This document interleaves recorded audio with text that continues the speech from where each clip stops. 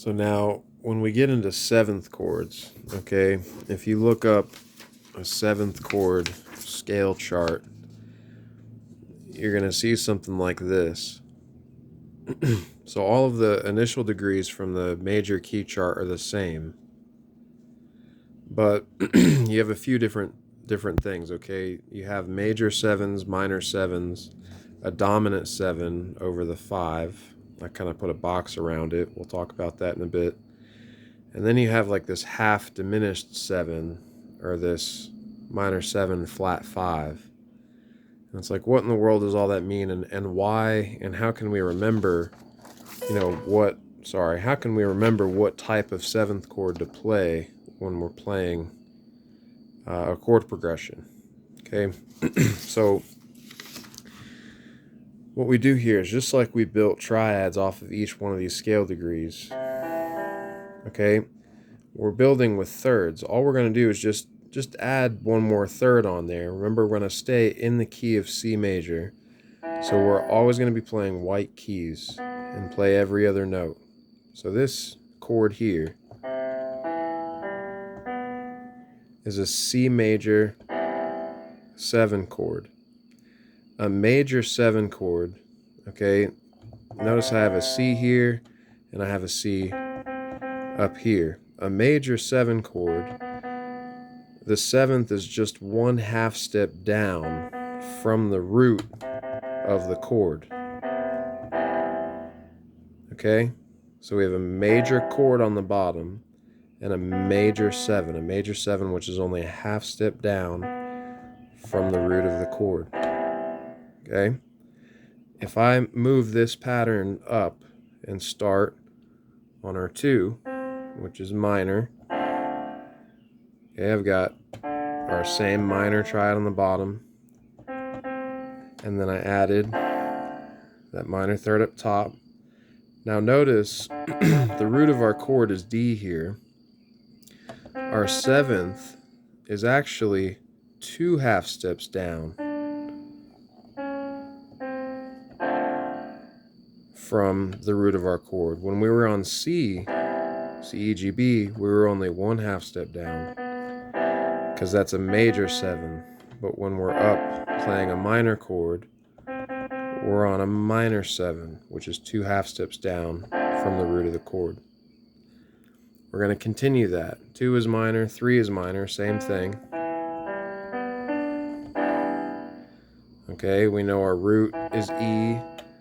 There we have our minor 7, 2/2 steps down, and then we have our minor third, major third. Okay, 4 is going to be major, or our major 7 here. All right, we've done 1 major 7, 2 minor 7, 3 minor 7, 4 is major 7. Our 4 is F.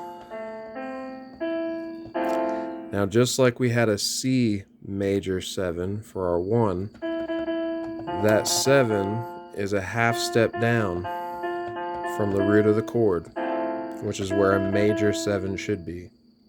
A minor 7 would be here, and a minor third. That's not what we're doing. So you'll never forget that difference, right? So now when we get to our fifth of our key, our G, right? The 5th is usually dominant when we're talking 7th chords. It's just called a 5/7.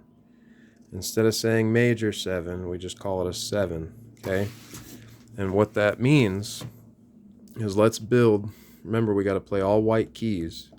G, B, D, F. Let's look at what this chord is.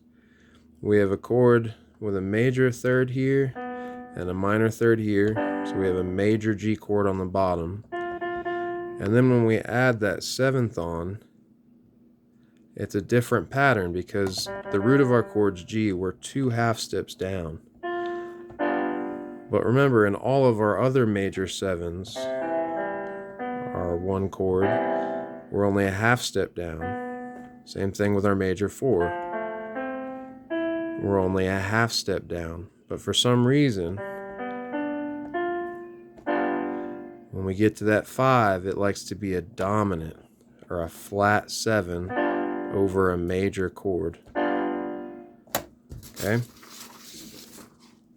Dominant 7 is a flat 7.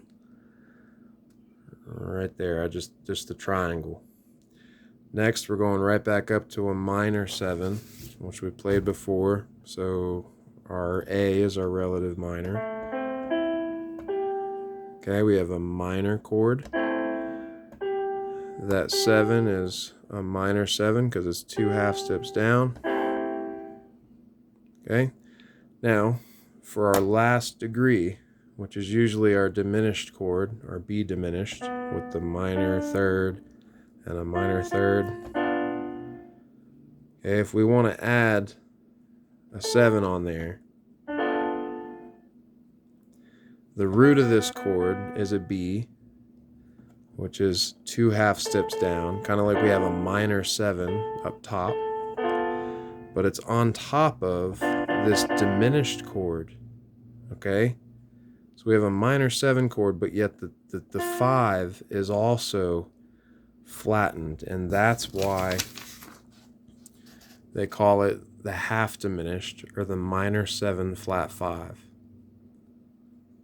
Okay, so for example, this is a major 7 chord, C major 7.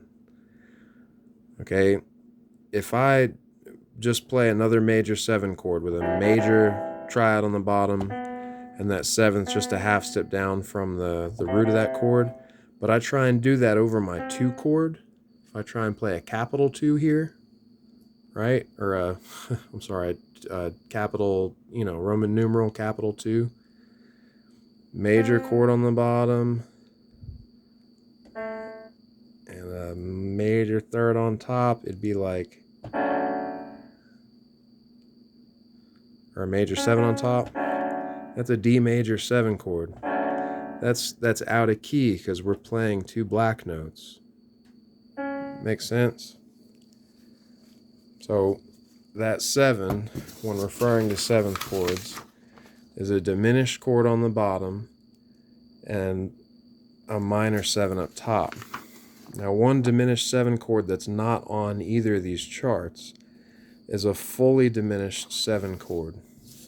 So if I go up to that diminished, that on that 7 or B, right, and then I give us that minor 7 up top, the only way to turn this minor 7 flat, flat 5 chord into a fully diminished is to double flat the 7. And it's probably one of the most tense chords. It adds a lot of tension. It wants to resolve back to the 1 chord. Okay, but we'll go more into these 7th chords. We're going to practice some of these over some songs. So all we're doing is where we would be playing, like say we're playing a 1, 4, 5 progression. We're going to do like a 1 major 7, 4 major 7, 5 dominant 7 progression, just to add some more flavor, add another tone, a 4th tone into all this, but still remaining in key. Right? So that's where we get these 7th chord formations and how and where to use them. We're going to get into that. On to the next video.